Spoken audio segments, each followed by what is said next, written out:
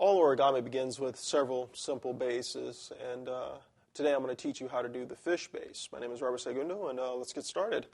What I've got here is a square piece of paper, and if you're like me, you live in places where you can't just buy square pieces of paper, you have to make your own. So I've used simple construction paper and I've cut it down. What we're going to do is basically we're going to go into one of the simplest folds, or simplest bases there are. This is called the sheet fold. In an origami, every fold has a name. And this is it. This is your very basic sheet fold. What we're going to do is we're going to open this back up and do the sheet fold in the other direction.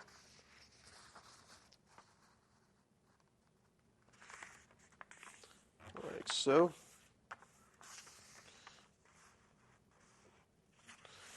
And there we go. Now what we're going to do is we're going to open it up. Then we're going to go ahead and go into our kite base, another simple base. When you get down to it, the fish base is not really a simple base. It is a complex base, but it's the least complex of many of them.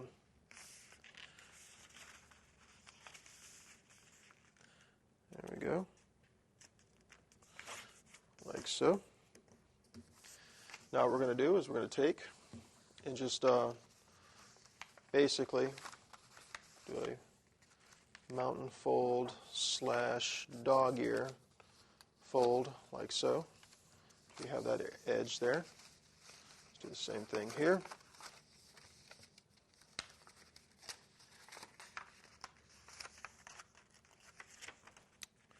And also remember to get better paper because the construction paper does seem to want to tear a lot.